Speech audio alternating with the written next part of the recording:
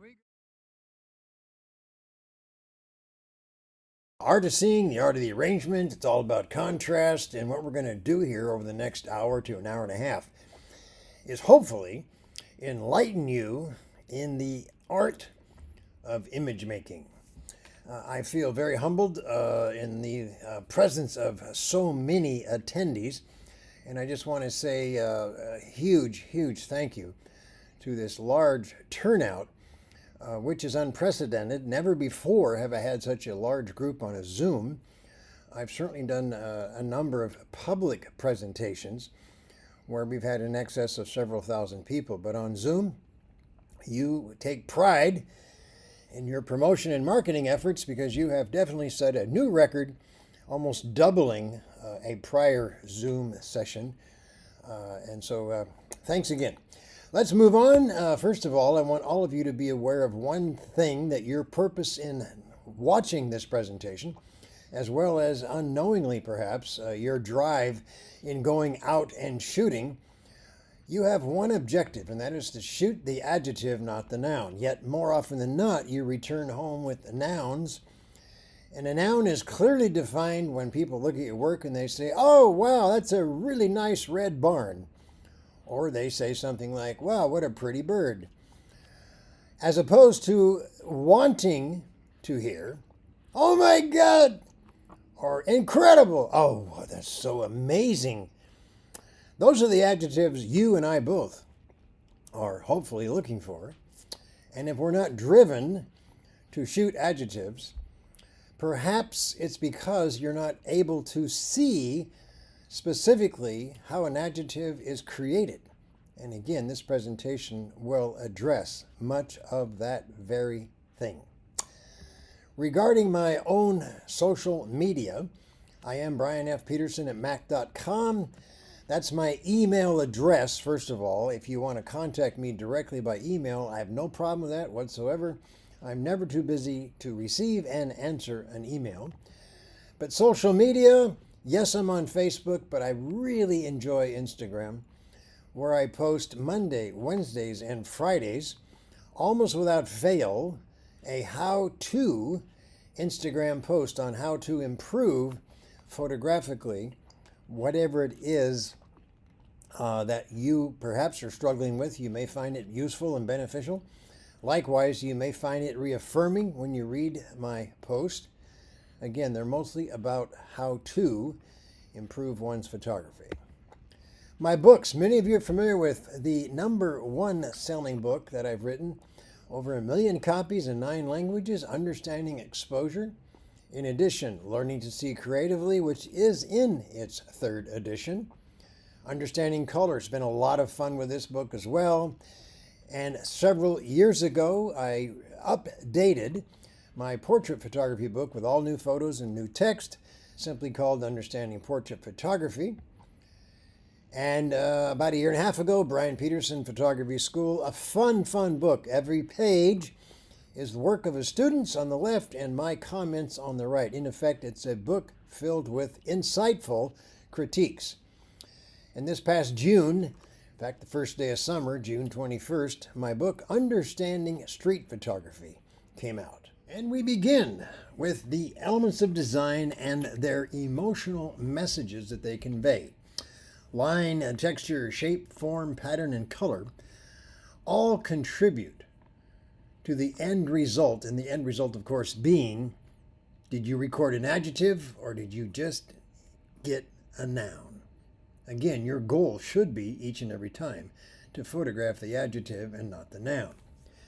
We'll break these down one by one, and you can appreciate, hopefully, not only their messages, but how they apply to the principles of photographic composition.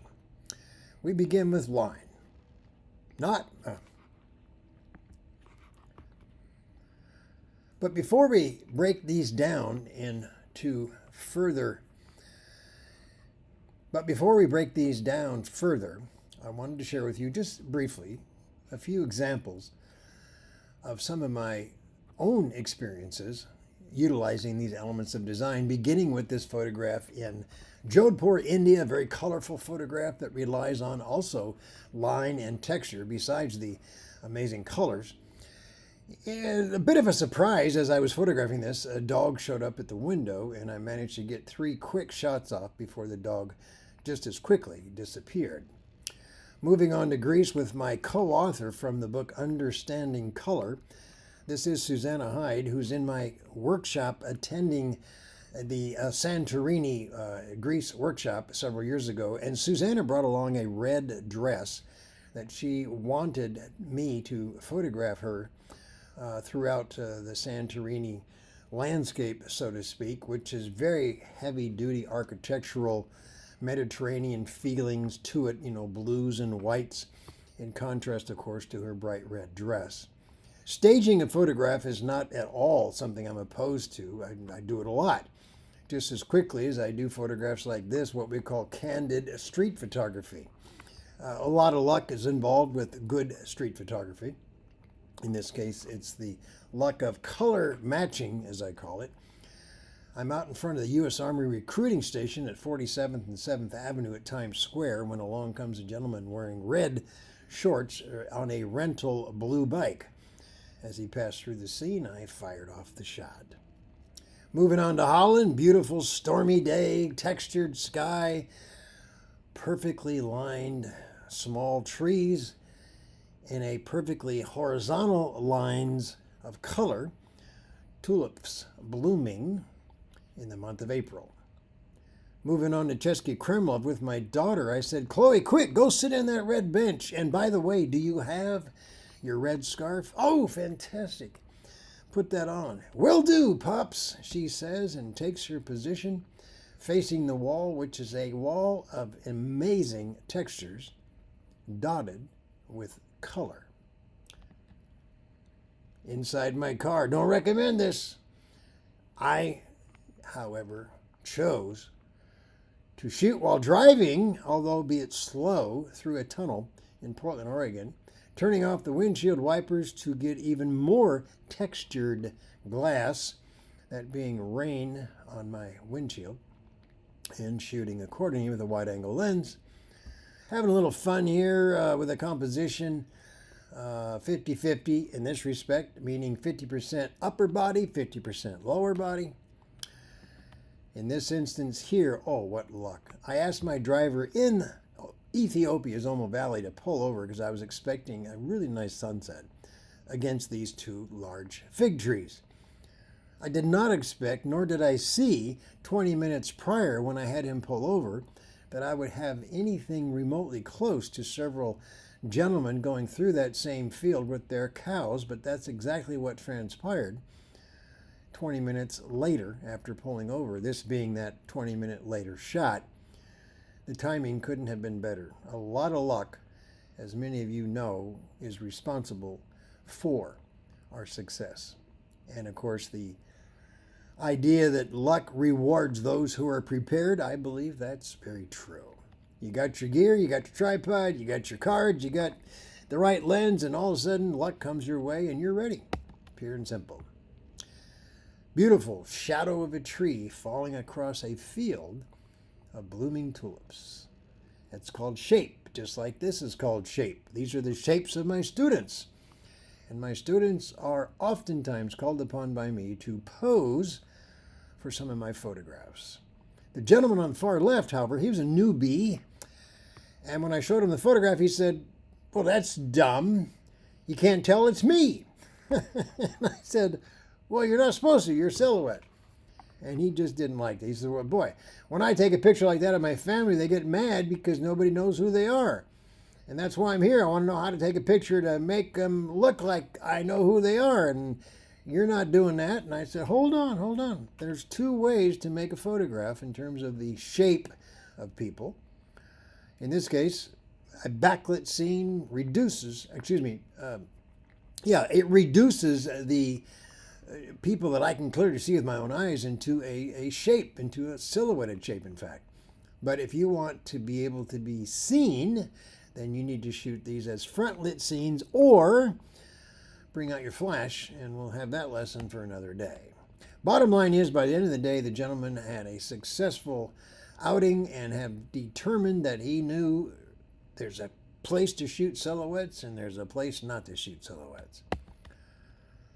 Speaking of which, on the Inle Lake in Myanmar, tragically, it's difficult to go to Myanmar these days because the military, following the elections about 3 years ago, didn't like the outcome. In other words, the people didn't vote for the military. And they said, well, that's got to be fraud. There must have been fraud involved because why wouldn't you want the military to rule the country? Well, because they wanted a democratically elected government. But you know how military can rule when they feel there's fraud involved. So they took over and started literally killing thousands of people who decided to protest against them. And it's tragic. It's really unfortunate. It's a beautiful country, but I don't recommend going there today for obvious reasons. F-22, the dreaded F-22. Oh my God, who uses F-22? Are you crazy, Peterson? Don't you worry about lens diffraction?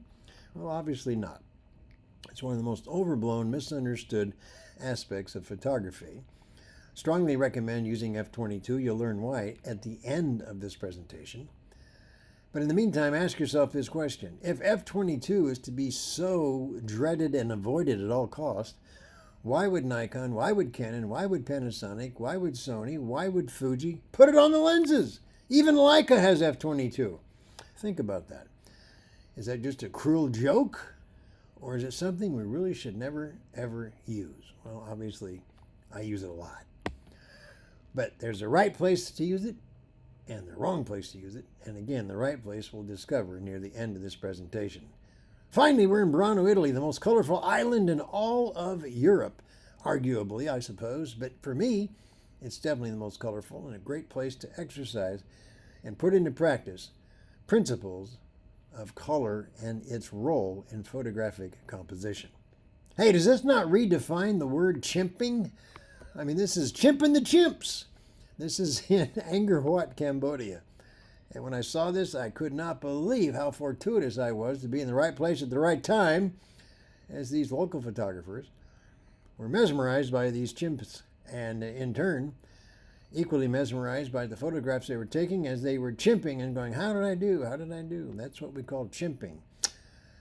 And then, of course, the outcome of your chimping, hopefully, is it makes you feel happy and gleeful, and you start acting like a chimpanzee who's excited, you know, jumping up and down. I'm so excited.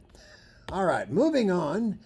Great light rarely saves a poor composition, but a great composition will always salvage poor light. I'm all about composition first and foremost. I am not one of these guys with a Australian or English accent who wants to suggest, oh my, great light. Without great light, you have no photograph. Great light is everything. I love light, don't get me wrong.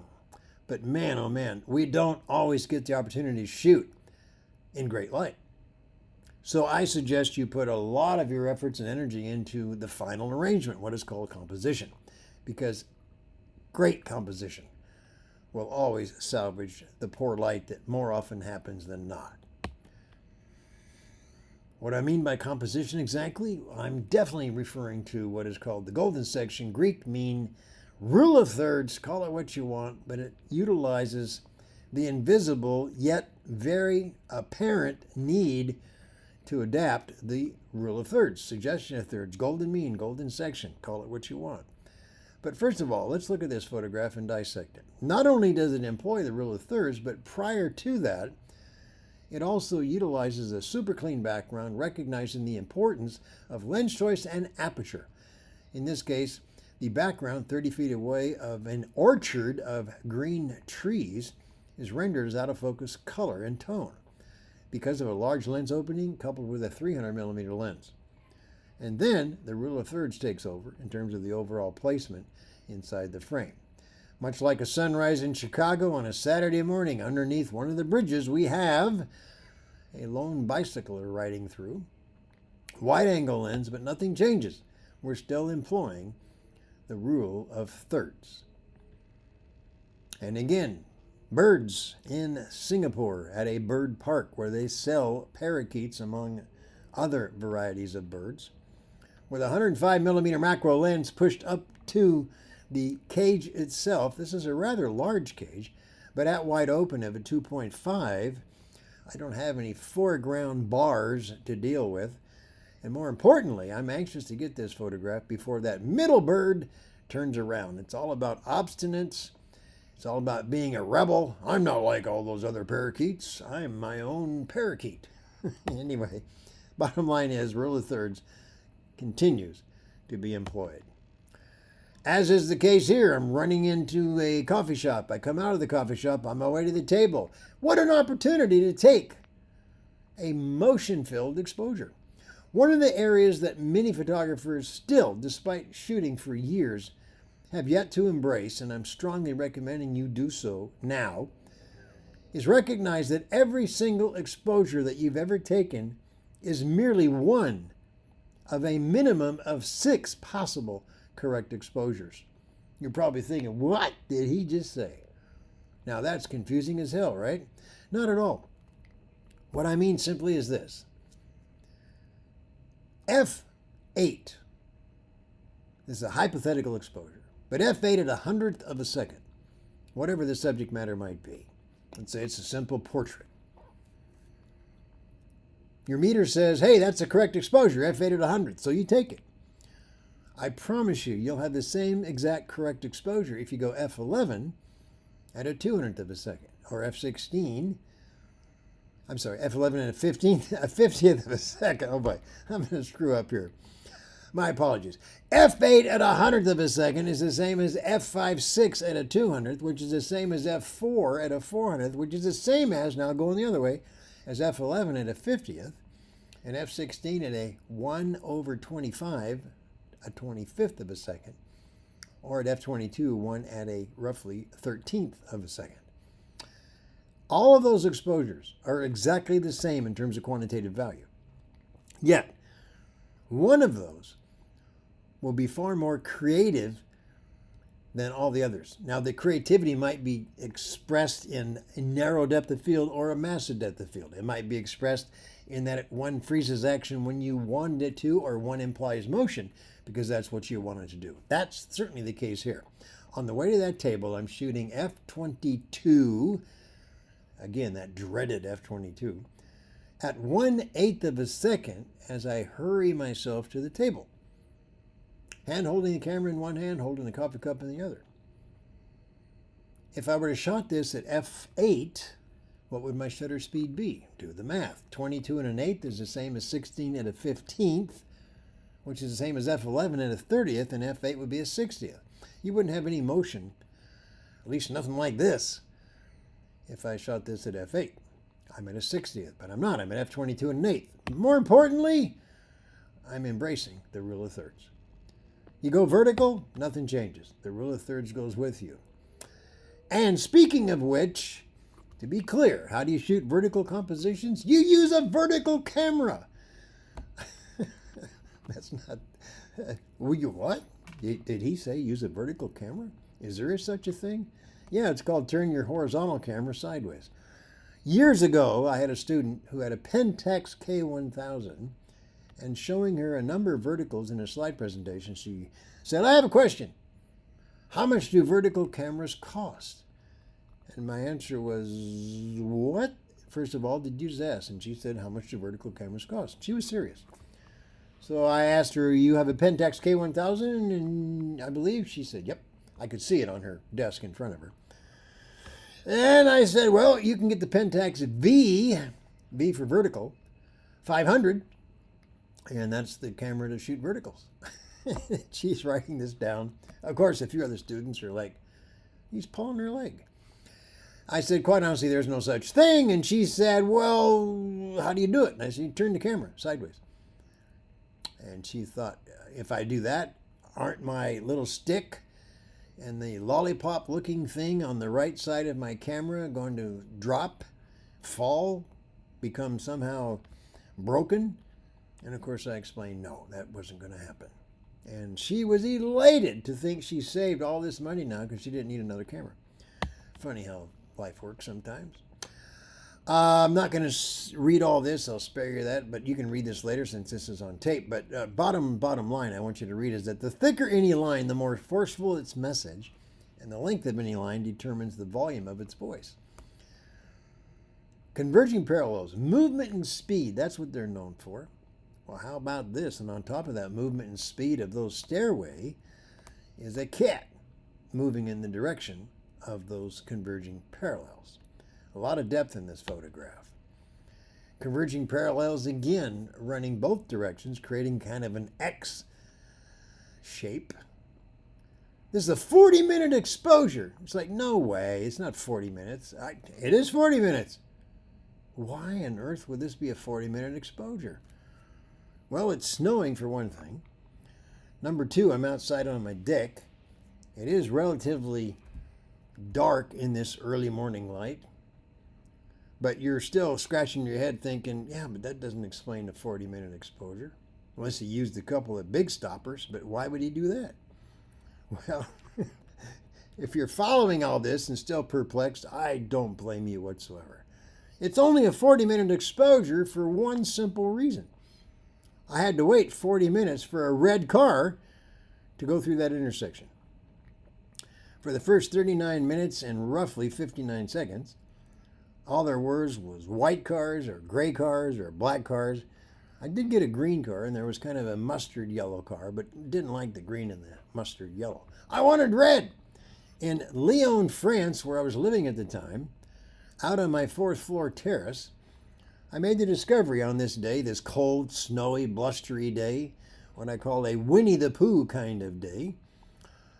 I discovered that the French people have somehow a aversion to a red car. So there you go. I learned something else besides how long it was going to take to get a photograph of a 1/8 of a second red car going through that intersection.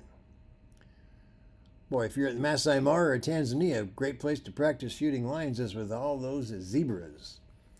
Now, imagine we're in a workshop together in Balboa Park, San Diego, and I whip out a Yellow Pages, throw it on the desk, and I say, go to work. And you're thinking, what did I just sign up for? Well, what you signed up for is an exercise in how to create compelling images with something as simple as the Yellow Pages. Simply by going beyond the noun, that being the Yellow Pages, and breaking those Yellow Pages down into its elements of design. We have texture and we have line. Let's agree on that. Okay? Lines and lines and lines. Look at the right side of that Yellow Pages and those curled pieces of Yellow Page paper. And of course, it's very weathered. I pulled this out of a dumpster. And let's go to work.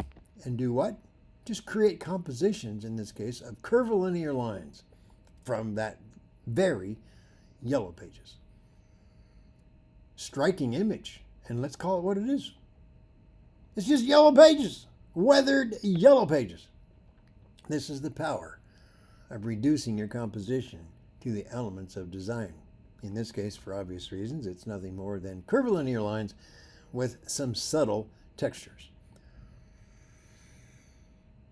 Compositional principles also rely on you suggesting, whether it's real or not, but suggesting what's the more important part of your composition. This is particularly important when shooting landscapes.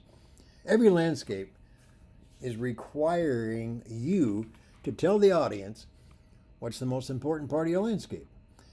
If interest is greatest below the horizon line, in this particular landscape, which it is, then your horizon line goes near the top third. And just like that, without benefit of that line, we don't need to be told where the line is. It's already implied. And 2/3 of this landscape is all about what's happening below that mountain.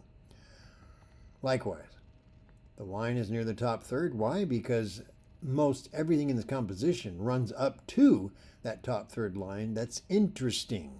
It's an empty blue sky. That's not interesting. Therefore, we don't want to show 2/3 of that sky and 1/3 ground.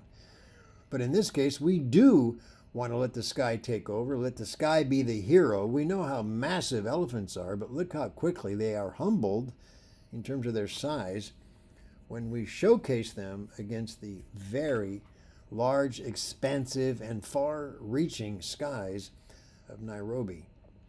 Not Nairobi, my apologies, of the Masai Mara in Kenya. And it's very apparent that interest, I felt in this case, was greatest above the horizon line. Therefore, when the horizon line is more interesting above, then I drop it near the bottom third. Let's rent a boat in Varanasi, India, and go explore looking for some opportunities to photograph line. We got our little rowboat with our rower. We've negotiated the price, and as we meander down the Ganges River, I say to the gentleman who's rowing the boat, "Stop!" I tell all of you on board, everybody break out your telephotos. Some of you already have. And then you start to say, "I know what we're doing. We're going to shoot those buildings with the steps." And I said, "No, we're not." And I ask you the question, why would you want to shoot the buildings with the steps? One of you say, "Well, to give the steps a sense of place." Why do you want to give the steps a sense of place? Well, so people know they're connected somehow. And I'm thinking, no. What you want to do, at least in my workshop on this particular time of day in Varanasi, India, is reduce your composition to nothing more than the red and white stripes. In other words, a frame-filling image of line. And then, what are we going to do next? We're just going to wait. We're going to wait for people to enter that red and white striped composition, and we don't have to wait long. Along comes a woman dressed in yellow. That's compelling. And all it is a simple composition of line and form, that being the woman, and color, the color contrast of the yellow and the red.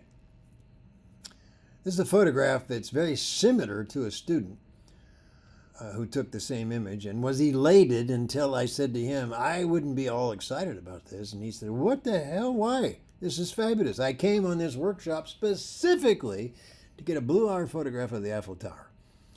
I said, "Well, it's fine. It's one of 6 possible correct exposures. But don't you think it could benefit from a different exposure of the 6 possibles?" And he says, "No, I don't see they're all the same. I'm at F8 for 2 seconds. And I said, "Okay, what would happen if you go to F11? And he says, "F11. I think it'll be 4 seconds." And I said, "Yeah, very good. You cut your size of your diameter of the aperture in half, so you got to double your shutter speed to get back to the same exposure in terms of quantitative value. So F8 at 2 is the same as F11 at 4. I said, "What would F16 be?" Of course, 8 seconds. Yeah, sure. Okay, and if I go to 22, 8 would be 15 seconds according to my shutter speed. I said, "Yes, very good." So F22 at 15 seconds, you want to try that? And he goes, "Not really. I mean, it's going to be the same exposure." And I said, "No, it's not. Think about this. Think about this. Look at the photograph." And I said to him, "What's really happening at the under base of that Eiffel Tower? What's going on?" I don't know, just a bunch of cars. And I said, "Oh, no, don't discount those cars. That's my point. If you go F22 at 15 seconds, those headlights and taillights are going to be dramatized even further. More motion. It's going to come spilling out from underneath the Eiffel Tower. Just try it." And 15 seconds later, this is what I heard. "Oh my God, that's so much better." And why did he say that? Because he was looking at a photograph similar to this. It is much better. Yet it's the same exact exposure in terms of quantitative value. Both were correct exposures, yet one visually has a far more radically different effect, in my opinion, also far more appealing. He was elated. He was, "Oh my God, you're right. This was so much better. Man, I got to get good at this and understanding my opportunities so I don't pass up chances like this again." Well, and he started to close his tripod legs, and I said, Whoa, where are you going?" And he said, "I'm going to go meet the wife for dinner." I said, "No, you want to take this other shot first?" And I showed him, and he goes, "No, I don't like it." I go, "What?" "Well, that's okay, but what is it about it you don't like?" And he said, "You cut off the Eiffel Tower." Okay, that's valid, I suppose. Some people would not like that, but to me, it's got a lot of punch. I don't think anybody's going to look at this and not know that it's the Eiffel Tower. So that's kind of a given, but you know, the choice was hers. It was several weeks later. We had a Zoom, got together, and we showed our pictures. He showed his. His wife had already seen the work from others because she sat in on the Zoom. And when he showed his, she said, honey, where's your picture of the Eiffel Tower up close? He said, I didn't take it. And she said, are you crazy? Why? I didn't like it. She said, oh, I wish you would have, but we're not going back to Paris anytime soon. You could tell she was bummed. But that's the reason why, even if you're reluctant, I tell students, shoot it anyway. You may discover later that your own tastes have changed. You never know. I'm back in the car again, but this time I'm a passenger in the car, shooting through a tunnel in Holland. All about lines, as well as this spider web is about lines, although in this case shooting from the side at wide open, thus rendering most of the spider web into out of focus specular highlights.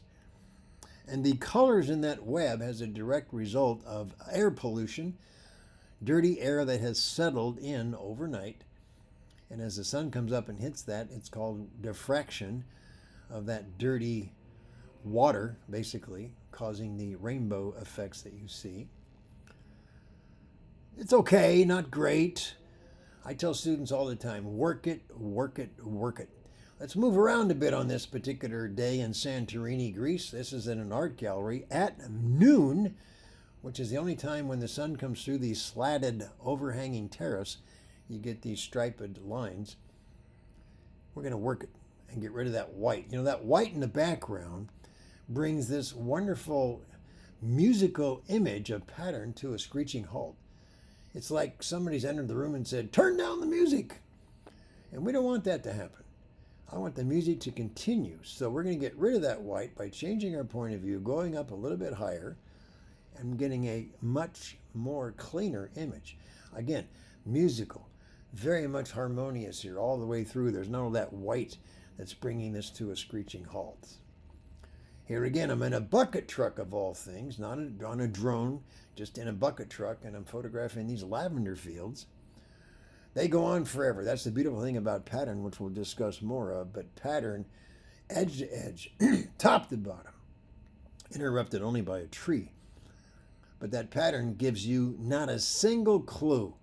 If I told you this was over 100 acres of lavender, you'd have no choice but to believe me. If I said it was 2,000 acres, you'd go, yeah, well, I'm sure.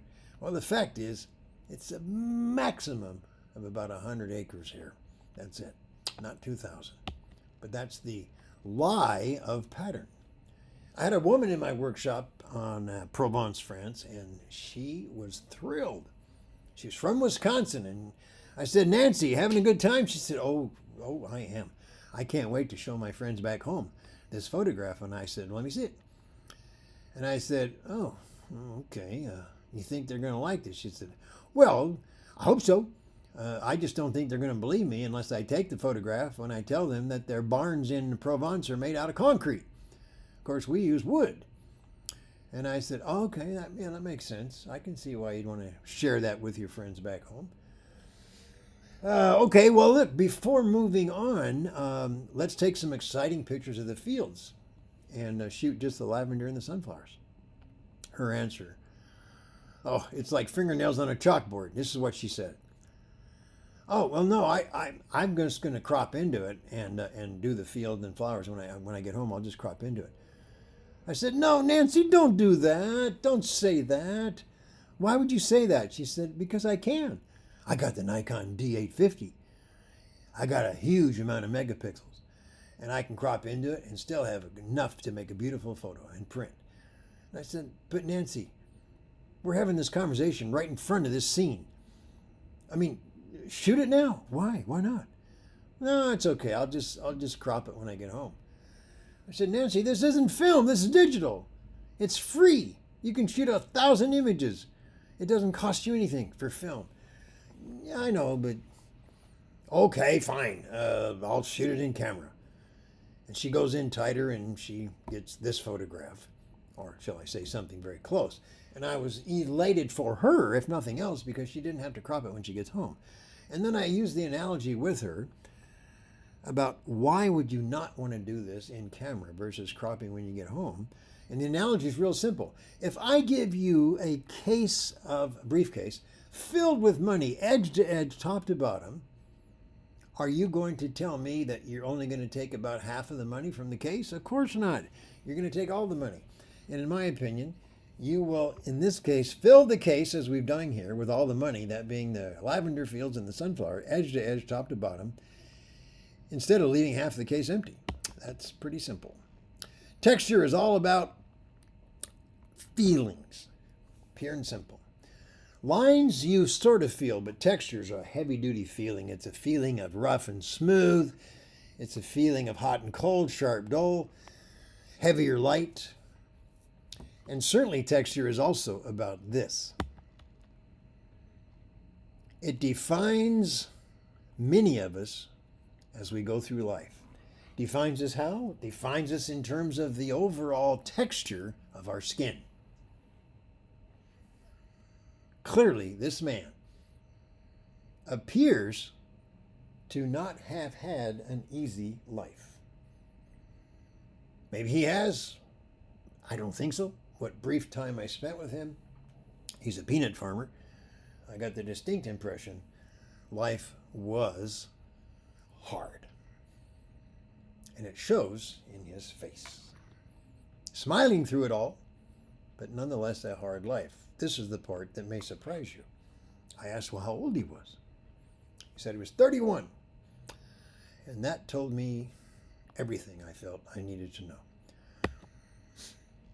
The question is not what you look at, but what you see. My apologies for the misspelled word of the word now. It should read not. In my haste to put together this presentation, some of the typos snuck in there. What are you looking at there? Study that photograph and tell me what you think. Well, actually, you can't tell me because I'm not there with you.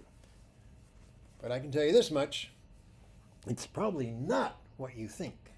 In fact, unless you're really good and knew it was a cow from Bavaria, you've been fooled. Simply because I focused on the texture and only the texture of the cow's hair. If I can get you to a junkyard, you will make the discovery of just how incredibly valuable and important and how commanding of attention compositions of texture can be. The back fender well of this truck is a fabulous, fabulous texture-filled opportunity. Take a look. Again, I've asked a model to go crazy at a Halloween store with buying props. She returned with false eyelashes, false red lips, and fake red hair.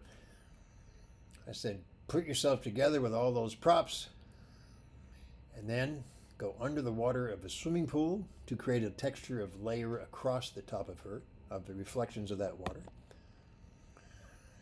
And then, an hour or so later, we're outside the pool where I'm holding a piece of plexiglass that has been covered in Vaseline and hit with a spray bottle while she holds that in front of her face while I shoot with a 105mm micro Nikkor.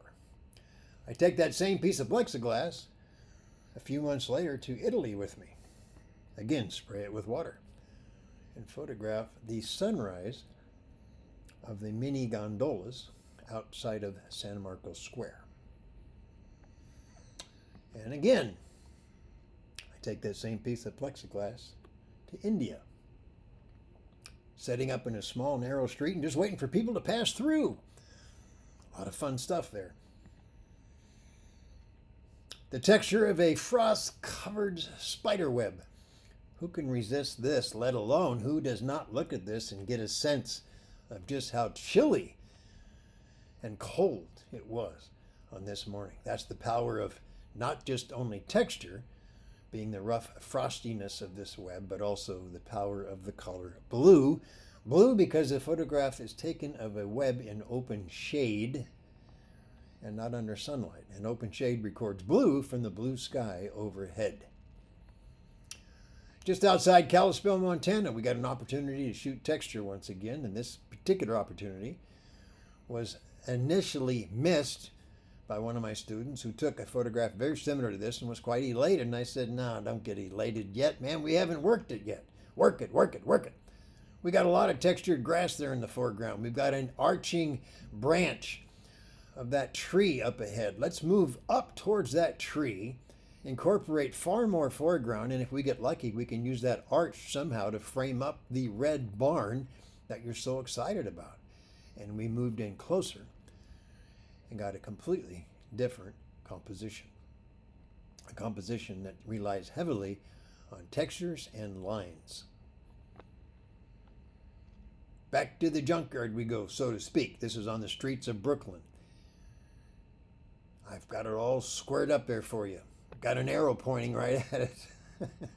Let's go in with our macro lenses and photograph the abstract shapes and colors of that bumper of an old weather-beaten tow truck. I see 2 mice and a cat ice skating, and snow is falling in this photograph. Let's go shoot some fish. No, let's not shoot fish. Let's just instead shoot some textures of the fish. Shoot the adjective, not the noun. Student was so elated. I'm so glad I'm in the Ethiopia workshop, he said. I'm happy you're here too, I said. Why are you so excited? He said, oh, to get portraits like this. I said, no, don't be elated about a shot like this. This is not a portrait yet. This is a possible portrait. You have yet to really capture the essence of the portrait. He said, what are you talking about? I got light. He just kept going on and on about the light. And I said, yeah, I realize that, but let me tell you something. Great light does not salvage a poor composition. He said, what do you mean? Composition is perfect. I said, if this is the perfect composition, you're in trouble. Yes, you got great light, but man, the composition is really bad. You got a gray window up top and has no value to the photograph. You got a wonderful portrait face attached to a body that really doesn't lend a whole lot to the overall feeling of this photograph. You got far too much of that rattan material on the right. Can I make a suggestion? But before I do, let me also tell you why you have this problem. What you've done is made an image magnification of the actual portrait without actually shooting the portrait. We've all done it. We all do it. It's a method of survival, and that is that you've heard this. We've all heard it. People tell you you're blowing things out of proportion. That's what this gentleman here did. He blew up the picture of the little girl in his mind, and he thought that's what he was doing when he framed up the photograph. He thought he was getting that photograph. But the fact is he was falling short. I tell students all the time, initially when shooting portraits as well as flowers, when you're doing singular theme compositions, get in so close that in the case of a person, you're cutting off the forehead, you're cutting off the ears, you're cutting almost the whole chin. You're that close. And from that point, back away. Slowly, until finally you've backed away to get the shot that you envisioned initially when you first took the photograph. Instead of making an image magnification of what you thought you photographed, you actually end up taking the photograph that you envisioned. So in this case, get in super close and then back out, or if the other option works better, simply zoom with your feet to get in closer. But make sure that the vision you're seeing is matching up with the picture on your viewfinder. This is an image all about texture, once again, in contrast to the smooth-skinned model. All about texture once again, and what's the texture of? It's an industrial walkway. And here we've got another texture-filled image of what, you might ask? How about a 55-gallon drum burn barrel, again in another automobile wrecking yard. Many people are not inclined to photograph these kinds of things because they feel embarrassed. People are coming and going in this parking lot, and there you are laying down low photographing a burn barrel of all things.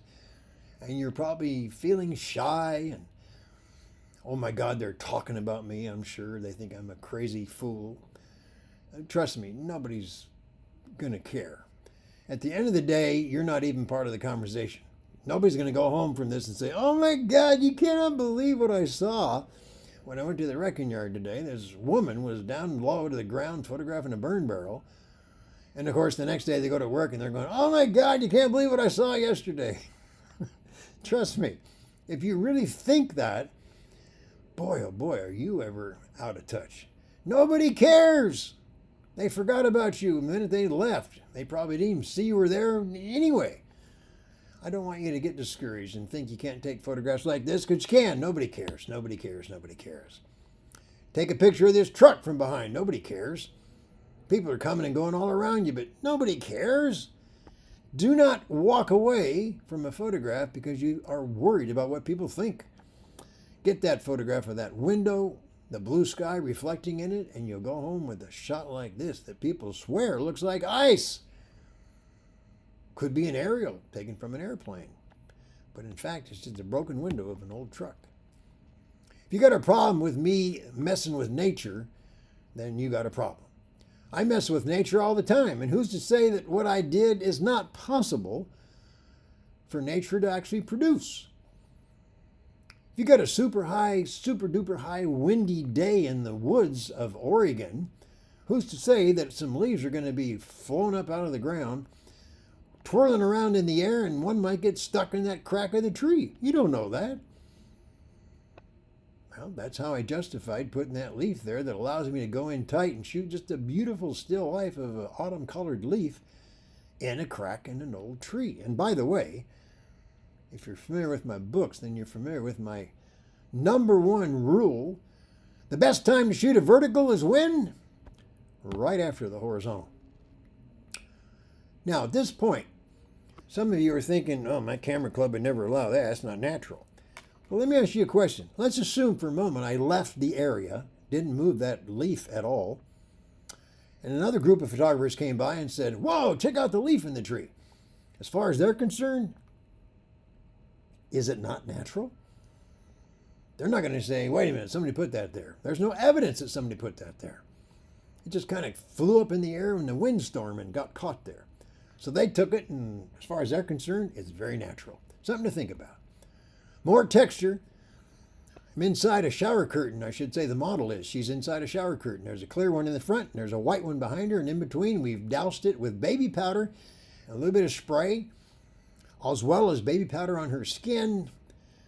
She's got beautiful blue eyes, and she's also got red lipstick, which she's applying after all that dousing of baby powder to end up with a shot like this. Oregon's Painted Hills, again, great texture-filled opportunity with a nude, smooth-skinned nude in contrast to all that texture. This is not some Nik filter. I'm a huge proponent let me start over. I'm a huge fan of shooting in camera, doing whatever it takes. In this case, it's a piece of cloth that the model is holding out from her face along with a lume cube, and thus producing the results that you just saw a moment ago. No trickery there. It's all done in camera, just utilizing some textures of a piece of cloth. Double exposures is something that you should seriously consider shooting if your camera can do it. As long as you don't have a Sony, you probably can. We take an exposure of an eyeball and we take an exposure of a piece of wood, but in camera the two combine to blend into a single exposure. Sometimes it works really, really well. In this case, it was a bit off. So in post-processing, I amped up the clarity and texture a little bit more to get a better result. And same thing here, I shot another one, but in this case I shot a single exposure of this piece of wood and then a single exposure of the eye, and then in post-processing, I blended these together by utilizing the layers feature in Photoshop. This is nothing more than condensation of a soap dispenser in a small town in Nevada where I was doing a workshop with a group of students, and this was a restroom that we had stopped at, and after they had all finished using it, it was my turn, and I went in and saw the soap dispenser, came back out and grabbed my 105 macro and took a picture of the soap dispenser just as you see here with my camera set for 2 exposures. In other words, a multiple exposure, 2 shots. Why? Because there's another photograph I had seen while waiting for my students, literally just outside the parking area where we were, of a corrugated building with a really cool old fire hydrant. And I wanted to photograph this over the top of it. In other words, an in-camera double exposure, and I was very happy with what I got. That was the corrugated building with the fire hydrant, just near the place where we had stopped. Double exposure again. This was an old piece of air conditioning, which I then photographed and then threw on top of that a photograph of a model. I shouldn't say thrown. This is another second picture that, again, let the camera blend together. And this is going to be Photoshopped now, but this is a rejected photograph from a commercial assignment shoot I did several years ago for one of the vape manufacturers. And it was 6 months later that I came across this in Times Square, and that was a bunch of painted glass. You know how they do that when a new building or new business is opening up. They paint the glass over so you can't see what's going on. Anyway, I combined those two later in Photoshop to create this wonderful composite. Likewise, a single exposure done a few months before another exposure was taken of texture. And then again, through layers, combined these 2 images. In this case, I only used a part of the texture on top of that portrait. Let's move on to pattern, which is to play it much louder. In other words, pattern is the amplification of lines and textures and shapes and forms and colors. This is not a single child, but a group, a whole classroom. This is not a single umbrella, but a whole classroom of umbrellas. And this is not a single drop of water, but a whole bunch of water drops on top of a clear piece of glass, which is resting on top of a 5-gallon Home Depot bucket, which at the base of that bucket is a bunch of Christmas lights. And of course, a pattern of beadwork in Mexico. A pattern of feathers, beautiful colors and lines and textures, but more than anything, it's about pattern. What kind of bird is this, you might be asking yourself? Believe it or not, it's a pigeon that's unique to equatorial regions. This is in Singapore at the Jurong Bird Park, and these pigeons are everywhere, and you walk around and they follow you around. They're looking for food, much like the pigeons in America. And they stop when you stop. So when you stop, why not? Take out your macro lens and go to work on the back of that pigeon. It's not going to go away or fly away. In your haste to photograph the colorful people on the steps in Varanasi, India, you failed to take advantage of those reflections. Had you looked over at those reflections, you would find a gentleman floating amongst the wonderful textures that make up a beautiful, colorful pattern in that water. From some distance, we see potentially a great photograph, but lens choice is getting in the way. It's keeping you from creating a wall of pattern. Change to your telephoto lens and photograph candy, magazines, and of course the man who owns the magazine shop. And catch him in the act. Yes, that's right. He sells news, but like most of us, he chooses to get his news off the phone. It's a bit of irony in this photograph. If not for Lexi tapping me on the shoulder while I was having a conversation with her husband, who's behind me, I would never have turned around and seen what Lexi was being lit by. This was at a bus stop in Savannah, Georgia. Lexi wasn't really aware that she was even being beautifully lit. She had a question about her camera. And once that was answered, I said, now we're going to make your portrait, utilizing pattern of the wall, that big metal wall of holes at a bus stop, which are casting light and shadow across her face. And we're going to be quite daring and only shoot half of a portrait of Lexi. Again, allowing pattern to command our attention. Same idea here with a placemat placed against the window as the sun's going down with a model. Those holes in that placemat are casting their self across the model's face. Two placemats together with a wide-angle lens results in another composition that's predominantly all about pattern that frames up the model herself. Anytime you have a pattern that's interrupted by something else, then that something else becomes a subject. It's a very powerful and useful compositional technique. Obviously, the green is in marked contrast to all the other leaves. And in this instance here, these two workers are in marked contrast to the pattern of the rooftop of the Opera House in Singapore, but we're not there yet because we included way too much water outside of that area where the building is. We need to go in tighter. And from the 45th floor at the Swiss Hotel, I have my 200, 500 on, and I'm only at 300 now. So if I put a 1.7 on there, I'm going to be almost all the way up to 900 millimeters. Plenty of distance, I should say, plenty of telephoto length to get in much tighter and get a much more commanding photograph of pattern that's interrupted by two red-dressed workers. We have all this laundry on the dry land in Agra, being washed, of course, in the nearby river and then hung out to dry like this. And on the behind me as well is the same thing. And I'm shooting the other side behind me when another gentleman shows up with his laundry as he walks through the scene. Again, pattern interrupted. It's a very powerful composition. Bags of rice. Oh my God, I wish I could find somebody to stand up against that rice and just take a portrait. And it wasn't long, maybe 2 minutes. I found the perfect guy. Check him out. He's wearing orange as well. Talk about luck.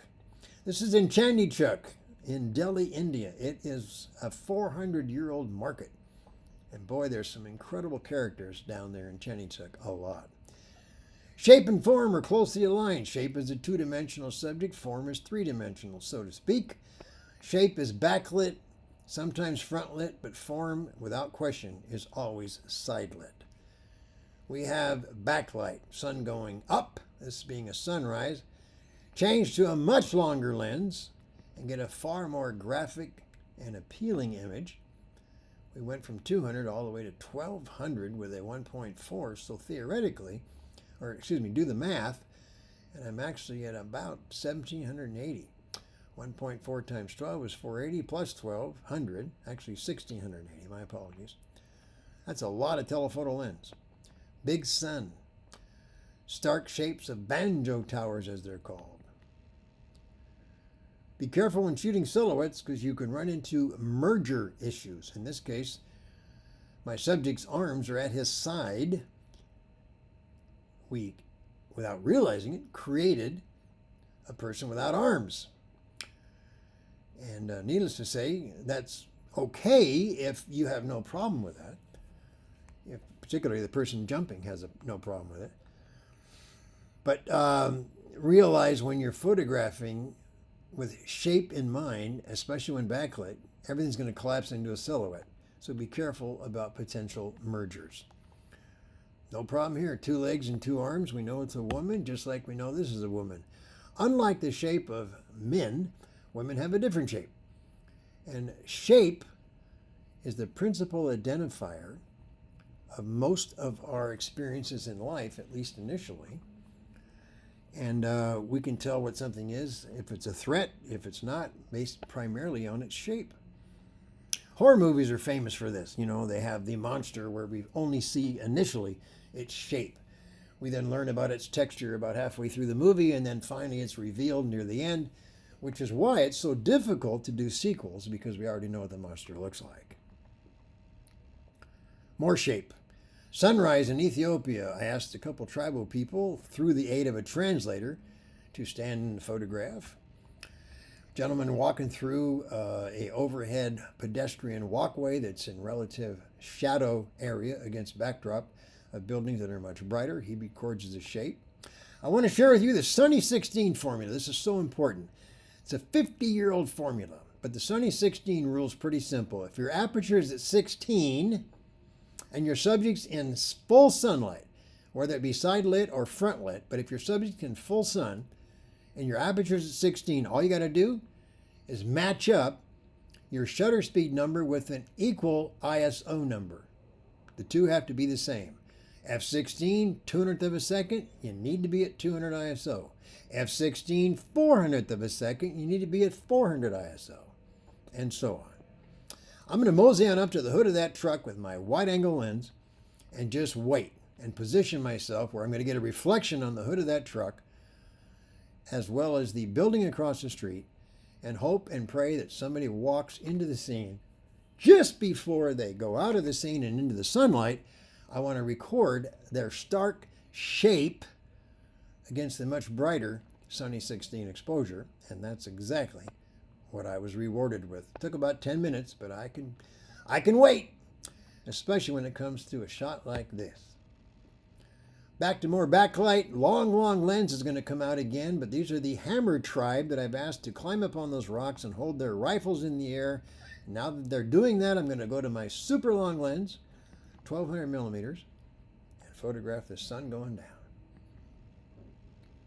105 macro with a dandelion seed head composed in front of a street lamp during the blue hour. That means the street lamp is going to be out of focus simply because I'm focusing on a dandelion up close.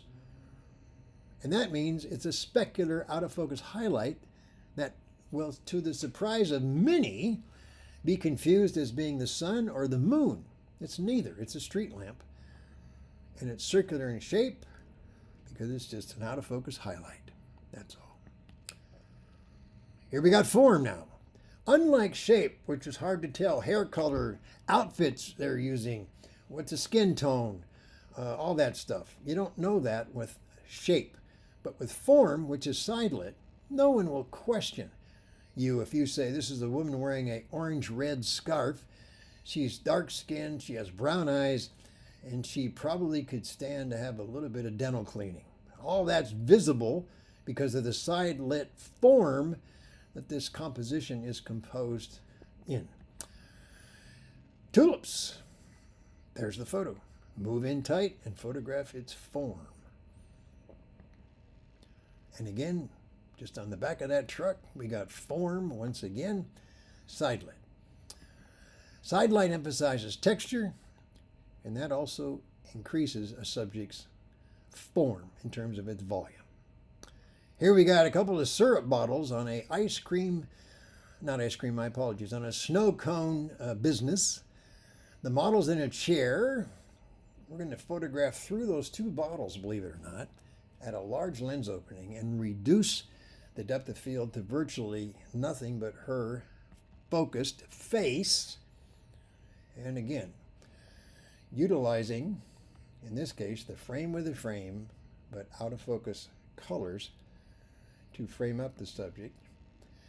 The background, once again, now we're talking about selective focus, telephoto lenses. Check this out. At a large lens opening, I'm going to reduce that background with the telephoto lens into nothing but color.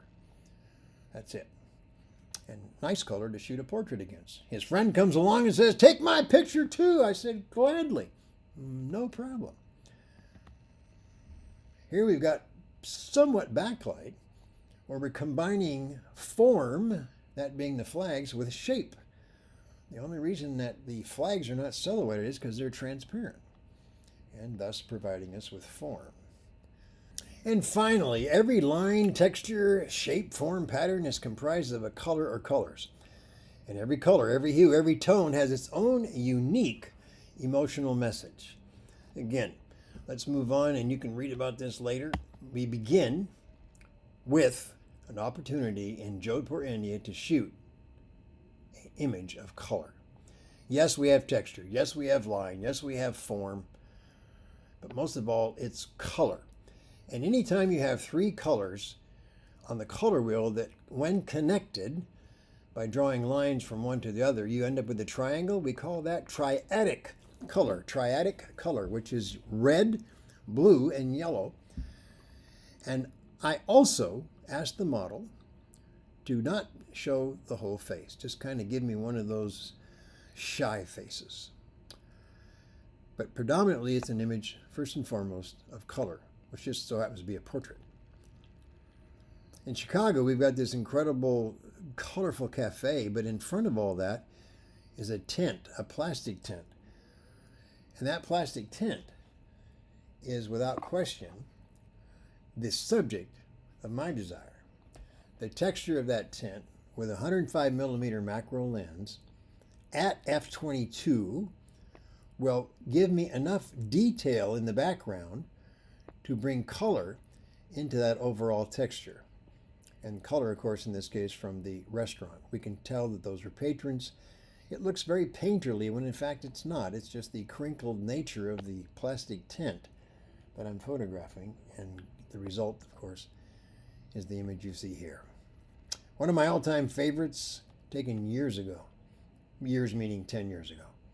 Taken in Abu Dhabi, United Arab Emirates. That's not going to help you, but that's at least let you know where I took the photograph. What exactly are we looking at? Well, if I told you it is a wash basin where you throw clothes in it and wash your clothes. You could also use it, I suppose, to make a big, huge, giant bowl of soup. But it's a gigantic kettle. And you're going, what are you talking about? Well, take a look yourself. It's the kettle up on top. And it has all these little holes for strictly design purposes. Polished chrome holes. Not holes, but inlay, insets. Part of the design. And anyway, in those chrome polished circles are the reflections of color from the nearby plastic garbage cans. This is a noun. It's not quite the adjective you're hoping for. Too much going on. Let's get in tighter. Yes, it's a statue, but it's a statue filled with energy from a Ferris wheel in the background. And make sure you're paying attention. When's the best time to shoot a vertical? Yes, right after the horizontal. So let's do that. And color once again. I have a student running up to me in Miami. He says, "Oh man, I just want to share this with you, man. This is so cool. Look at this abstract." I said, "Okay, where?" He said, "We're here, you know." And he's showing me a shot very similar to this. And I said, "It's a Chevrolet, 57 Chevy. It's not an abstract." "Whoa, sure, look at the bumper." I said, "I'd love to look at the bumper, but I got to look at other stuff because you included it. Go back and shoot me just the bumper, please." It's only 2 blocks away. So a minute or two, he comes back and he goes, "How'd I do?" And I said, "Whoa, that's exactly what you should have done in the first place." But yeah, you got there eventually. Great job. Wonderful abstract. It's all about color, and it's all about color, and it's all about color. I'm trying to make a point. This is first and foremost an image of color, which is comprised of smooth textures and lines. That's a macaw. It's a noun. This is still a macaw, but first and foremost, it's whoa! Texture, lines, eyeball. Then we say, is that a macaw? It's not the first thing out of your mouth was, "Oh, it's a macaw." No, you didn't say that. I know you didn't say that. First thing you said was like, "Whoa." Red and green. Any colors that are directly opposite on the color wheel, greatest contrast, keep that in mind. You want maximum contrast, then you use the 2 colors that are directly opposite on the color wheel. Red, green. Talk about contrast. Look at this gentleman's eyeballs. Gorgeous man, wearing a kind of a cyan green colored scarf. Directly behind him is a sack of burgundy magenta colored sack of onions. Let's take advantage of that. I'm going to position him, move him around a bit. He's got nowhere to go. He's got no dental appointments. He doesn't even have any customers right now. He's all yours. And frame him up against the backdrop of contrasting color. Take some snacks with you wherever you go. I always do. Granola bar is good enough, not to eat, but to use for chumming, bringing a subject matter into your photograph. In this case, ducks. Other cases, it could be a chipmunk or a squirrel. Could be other birds. Could be pigeons. I want a duck so bad to come across the reflection of that flag in the water. And it took about 15 minutes, but I finally got him to come through after I threw little bits of granola bar into the pond. Your index finger, believe it or not, could be one of the best assistants you'll ever hire. It's free, it never leaves you, and it never complains. So, lo and behold, that left hand picked up a flower at the edge of the wall that meets the road there in the alleyway, Michaelmas daisies. Picked one and held it up against the wall, the index finger did, against the analogous color on that wall. Analogous is any three colors on a color wheel that are side by side by side by side. In contrast to the analogous color, of course, is the color green. Very pleasing image, which if you did not see the before shot, you might have assumed that this is growing out of the ground against a wall. When you leave your house with red, I'm not sure what it is, just red in your hair, it's a beautiful hairdo. Brian Peterson is going to see you if you walk towards him, and he's going to stop you and he's going to say, "Whoa, look at that incredible, beautiful hairdo. Such an attractive young lady. My God, I love it. Can we photograph you?" And of course her answer was, "Oh, really? You really think you like it? Oh, we love it. Oh, I'd be so flattered. I just can't believe you stopped me to ask to take my picture." Well, when you dress like that, you're going to call attention to yourself. And I've always believed, and I've never been proven wrong, that when I stop and ask you or all the others who dress like this, you always say yes to a photo, unless you really do have a dental appointment that you have to go to. So, what accounts for the blue background while we're on the subject of color? Any ideas? Believe it or not, I told the young lady, "Hey, to get a really effective image, I need a clean background. Would you mind removing your coat, since the interior of the coat is a really nice blue color?" Obviously, she agreed, and we then took the photograph. Good luck or bad luck? Luck will find you, especially when you're prepared. Case in point. Obviously, I have my equipment. I'm shooting giraffes in the Masai Mara in Kenya. What happened next? Never in a million years would I expect this to happen, but the giraffe on the left got behind the one on the right and disappeared except for its long neck. Luck will find us, but on rare occasions, but when we take an active role in the creative process, luck will always be at the ready to deliver an emotionally rewarding image. Brief story on the photographer Robert Duano, hired by Life magazine in 1950 to photograph love in the air in Paris, France, now that the war was behind everyone. So Duano made this photograph, and it was world famous since 1950. The story that Duano tells, he was having coffee, saw a couple come by, they were kissed and embraced, and he got one shot off. Wow, typical Duano. The guy was so good. Problem is, 1994, the woman getting kissed in that photograph is now 87, and Duano has passed away several years earlier. And she goes to the press and says, "I'm so mad at Robert Duano. He paid me 200 francs is all, with my boyfriend to walk back and forth in front of that cafe and two other cafes.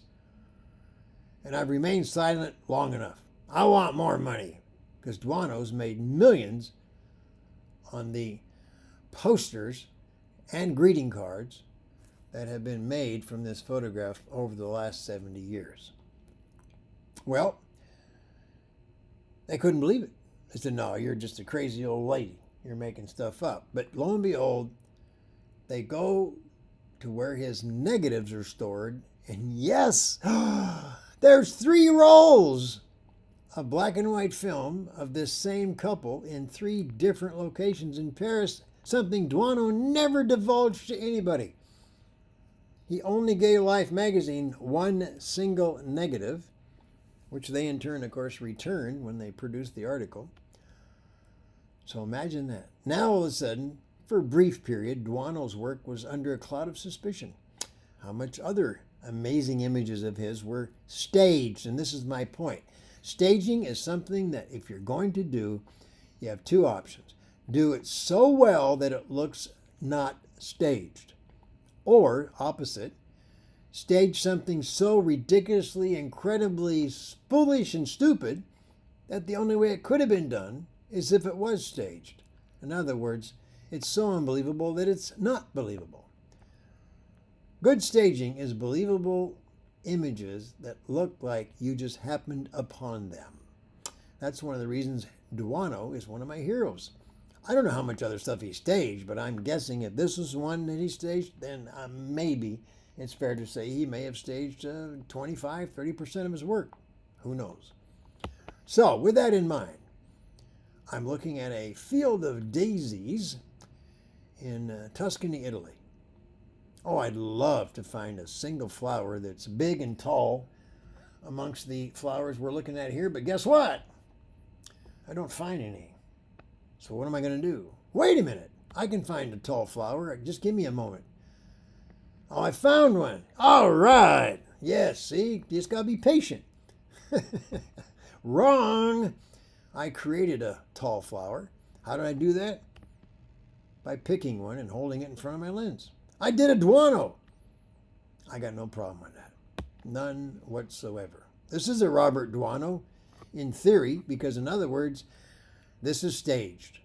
This is a real fisherman who knows how to throw a net. He's out here every day at sunrise. Actually, he's out here about 2 hours before sunrise every single morning, casting his net, making a living as a fisherman. So why is it not a real photo? I didn't say it wasn't real. It's a real photo, but he's been paid by me to cast his net over and over and over, at least 8 or 9 times from the time the sun is about to come up all the way through sunrise. That's staging. But make it believable. It is believable. He's a real fisherman throwing his net just like he does every day. I paid him $50 for the privilege of doing this for myself, as well as 5 other students who are with me in this workshop in Myanmar. Staging fish. I asked the guy, can I photograph your fish? He said, as long as you don't interfere with my business. Okay, so I started arranging fish in between customers, and I said, that looks incredibly staged. I messed it up a little bit more and went in tighter, and finally I said, that looks almost random. Works for me. Selective focus. Let's go back to work on that idea. Telephoto lens, large lens opening. Out of focus foreground of flowers framing up the face of the model in the background. I know a lot of you aren't going to like this, but I'm suggesting y'all get down on your knees and belly in those yellow buttercups, wide open aperture, and photograph that lone tree. And I know what y'all thinking right now. I ain't getting down there. If I get down there, I won't be able to get back up. So take a friend with you, either to help you get up, or if you can't get down because of whatever reason, send your camera down on the ground with somebody who can, and end up getting a photograph, again, like this, all because of the relative 0 depth of field in this case. This is a 50 millimeter lens, 1.8, wide open, focusing on that tree. Your bonus tip, wide angle lenses are great close-up lenses. What? Since when? Well, since today. Okay, what I mean by that? I mean simply that with f/22, you can get massive depth of field. Again, you can read this at your leisure to give you the formula on where to focus when using f/22 and your wide angle lens. A student was thrilled with this photograph until I came along. And I said, "You're really happy with this?" He said, "Oh, yeah." I said, "Well, it's too bad." "What's wrong with it?" I said, "You're missing the foreground." And he said, no, I'm not. I got those white flowers. I said, no, that looks like flowers that you forgot to include. And he said, no. And he started showing it to other students. And they said, do you see the white flowers? And they go, where? Oh, now that you pointed them out to me, yeah, I see them. That's not a good sign, folks. If you've got to have the subject pointed out to the viewer, you've lost them, okay? So I told him, go back and shoot it again. Move more left and closer still. In other words, use your wide angle as a close-up lens using the formula that you're going to learn about when you rewatch the video. And you'll end up with photographs like this. Everything's in focus, front to back. You have an immediate foreground, and this is, again, not an immediate foreground. We're trying to shoot lavender fields in a tree. Why would you choose to do it from this point of view? It's an empty foreground. This is lavender in the foreground. Dandelions in the foreground. We're all getting them. And we're getting Olga, one of my students who has red hair, tiptoeing through the tulips, quote unquote. And we get a shot like this. Notice that railing on the left side. 4 pieces of wood all coming together, kind of making a little window. Let's move up to that window with a super wide angle lens, 14 millimeter, and frame up the distant windmill. Again, f22, focus at 1 meter in manual focus, adjust your shutter speed for a correct exposure, and fire away.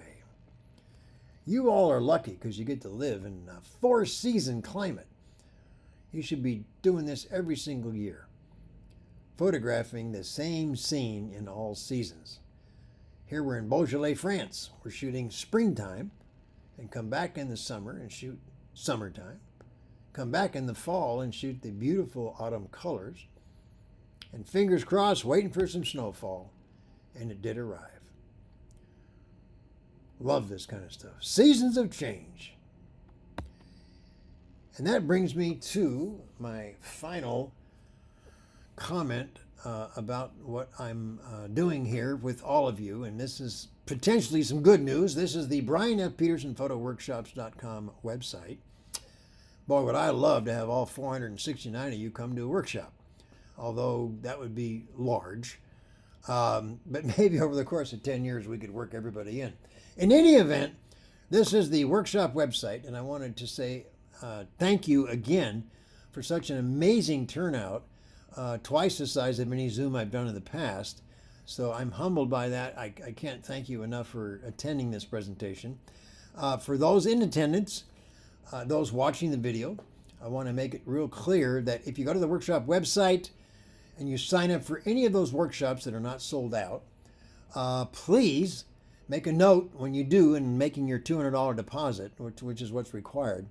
Make a note in your registration that you're one of the people from the workshop that took place on Zoom for the Canadian photographers on the West Coast, and you will receive a $200 discount on your balance due. Pretty simple. All right. Again, thank you so much. Had a fabulous time. This is Brian Peterson reminding all of you, until next time, you keep shooting.